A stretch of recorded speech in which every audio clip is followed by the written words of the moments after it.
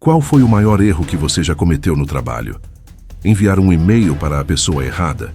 Esquecer um prazo importante? Agora, imagine cometer um simples erro de digitação, um deslize de um único dedo, que custa $1 bilhão por minuto. Esta não é uma hipérbole. É a história real e angustiante de como, em um dia tranquilo de maio de 2022, um trader profissional, trabalhando no silêncio de sua casa, cometeu um erro quase imperceptível. Um erro que foi instantaneamente agarrado e amplificado por um exército de algoritmos impiedosos, desencadeando uma venda em cascata que abalou o mercado de criptomoedas até o seu núcleo e nos deu uma visão aterrorizante da fragilidade do nosso sistema financeiro ultra-rápido. O mundo comum de Kenji Tanaka, um trader experiente na mesa de criptoativos do gigante bancário Nomura, era um santuário de controle e disciplina. Em seu escritório em casa, longe do caos e dos gritos do antigo pregão, ele estava cercado por um casulo de tecnologia. 6 monitores zumbiam silenciosamente, exibindo um rio de informações em tempo real. Gráficos de velas japonesas, livros de ofertas, notícias de última hora e terminais de comunicação criptografados. Kenji era um mestre desse universo.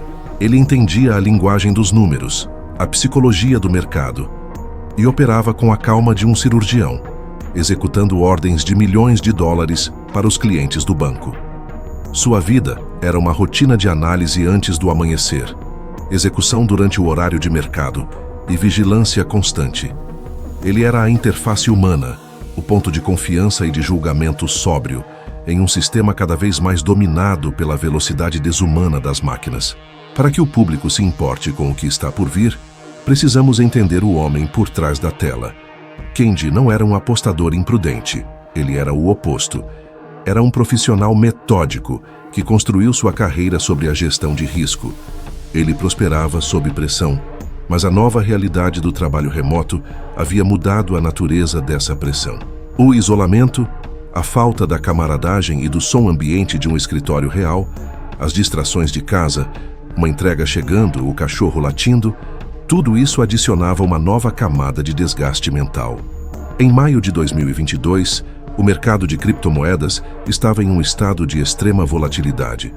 O medo estava no ar. E foi nesse ambiente de alta tensão e fadiga silenciosa que Kenji recebeu uma ordem de rotina: executar uma grande venda de Bitcoin para um cliente institucional. Era um trabalho como qualquer outro, uma tarefa que ele já havia feito centenas de vezes.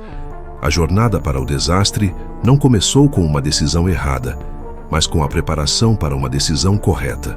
Kenji abriu a plataforma de negociação, seus dedos pairando sobre o teclado. Na tela, o livro de ordens do Bitcoin mostrava um equilíbrio delicado entre compradores e vendedores. A tarefa era vender uma grande quantidade de Bitcoin sem causar muito impacto no preço, geralmente dividindo a venda em partes menores. Mas naquele dia, sob a pressão de executar a ordem rapidamente em um mercado volátil, ele se preparou para colocar uma ordem de venda. E foi aí que o mundo físico e falível de um ser humano colidiu com a lógica binária e impiedosa do mercado. Um dedo escorregou. Um zero a mais na quantidade? Um ponto decimal no lugar errado no preço? A história nunca revelou o erro exato, mas o resultado foi o mesmo. Ele digitou uma ordem para vender uma quantidade massiva de Bitcoin a um preço drasticamente abaixo do valor de mercado. Foi um erro de dedo gordo, fat finger, um deslize que em qualquer outro contexto seria corrigido com um simples backspace. Mas na negociação de alta frequência não existe backspace. Existe apenas o enter. Em uma fração de segundo, antes que seu cérebro pudesse registrar o erro, seu dedo pressionou a tecla de confirmação. A ordem foi enviada. A jornada, que durou menos de um segundo, estava completa. E o inferno estava prestes a começar. Aqui, a análise psicológica nos permite entrar na mente de Kenji naquele instante congelado no tempo. Imagine a sequência de emoções em uma velocidade estonteante. Primeiro, o clique, seguido por um milissegundo de normalidade. E então, a percepção. O sangue gelando nas veias, o estômago revirando. Aquele momento de clareza horrível quando seus olhos veem na tela não o que ele queria fazer, mas o que ele fez. A ordem de venda gigantesca e a um preço ridículo aparecendo no sistema. É um pânico puro e primal. Seus dedos, agora trêmulos, voam pelo teclado, tentando desesperadamente encontrar o botão de cancelar ordem. Mas é tarde demais. Em um mercado onde algoritmos executam milhões de ordens por segundo, a velocidade humana é uma piada. Ele estava tentando parar uma bala com as mãos. A partir desse momento, a psicologia de Kendi muda de um agente ativo para de uma testemunha aterrorizada de sua própria criação. Ele não está mais no controle. Ele só pode assistir. Os gráficos em seus monitores, que antes eram ferramentas de seu ofício, agora são instrumentos de sua tortura. Ele vê a linha de preço do Bitcoin, antes estável, despencar como uma pedra. Cada queda na tela é um eco de seu erro, uma manifestação visual de seu fracasso.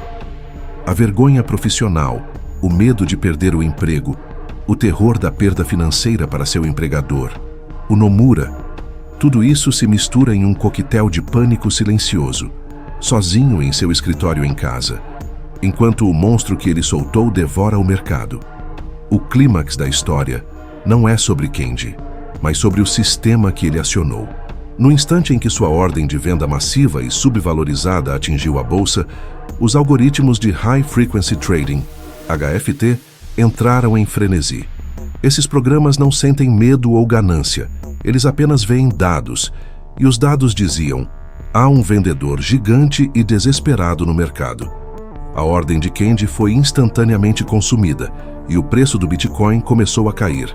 Essa queda inicial, no entanto, foi apenas a fagulha. A queda de preço acionou milhares de ordens de stop-loss de outros traders ao redor do mundo. Eram ordens automáticas projetadas para vender um ativo se ele caísse abaixo de um certo preço para limitar as perdas. O resultado foi uma avalanche digital. A venda de Kendi acionou as vendas de stop-loss, que por sua vez empurraram o preço para baixo ainda mais, acionando mais vendas de stop-loss. Foi uma cascata de stop-loss, um ciclo de feedback positivo que se alimentava de si mesmo. Os algoritmos de HFT, projetados para detectar e lucrar com o momento, viram essa cascata e entraram com força, vendendo a descoberto e acelerando a queda, transformando a avalanche em um tsunami. O ponto de virada foi quando os humanos intervieram. Supervisores de risco nas bolsas de valores e em outros grandes bancos, vendo a queda vertical e ilógica no preço, perceberam que não se tratava de um movimento de mercado natural, mas de um evento de sistema, provavelmente um erro. Circuit breakers, mecanismos automáticos que pausam a negociação durante quedas extremas, foram acionados. Em alguns lugares, a intervenção foi manual. Os humanos puxaram o freio de emergência, interrompendo a carnificina algorítmica. Mas isso só aconteceu depois que bilhões de dólares em valor de mercado haviam evaporado em questão de minutos. O sistema foi parado, mas a cicatriz no mercado e na carreira de Kendi Tanaka já era permanente. As consequências foram imediatas. O mercado se estabilizou, mas em um nível muito mais baixo. O Banco Nomura nunca admitiu publicamente a perda, mas especialistas estimam que o erro pode ter custado à instituição dezenas, se não centenas de milhões de dólares. A identidade do trader nunca foi oficialmente revelada, mas no mundo fechado das finanças, sua história se tornou uma lenda, um conto de advertência sussurrado entre os profissionais. O legado desta história se encaixa perfeitamente no arquétipo do herói trágico. Kendi não era um vilão. Ele era um profissional competente, mas falível, cuja única falha trágica, um simples erro de digitação, foi amplificada a proporções catastróficas por um sistema que ele ajudou a operar. Sua história é a tragédia do ser humano na era das máquinas. Um momento de fraqueza humana pode causar uma destruição que está além da escala humana. A história do erro de Kendi Tanaka é um lembrete assustador de que, por mais que construamos sistemas perfeitos, rápidos e automatizados, eles ainda são, em algum ponto, operados por seres humanos.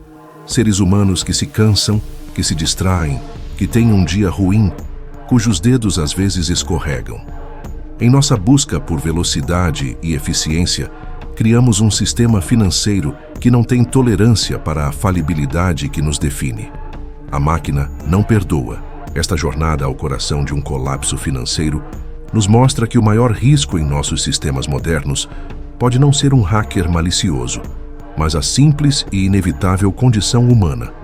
A batalha não é mais entre o bem e o mal, mas entre a velocidade desumana da máquina e a mão trêmula e imperfeita do homem que a controla. Se essa história te fez sentir a vertigem de um colapso financeiro em tempo real, espere até descobrir a história da polícia hacker holandesa e como eles se tornaram ladrões para derrotar uma gangue de ransomware. Inscreva-se no canal para mergulhar em mais histórias que revelam os segredos por trás da tecnologia. Deixe um comentário. Na sua opinião, em um mundo dominado por algoritmos, quem é o verdadeiro culpado por um desastre como este? O humano que comete o erro ou o sistema que o amplifica de forma catastrófica?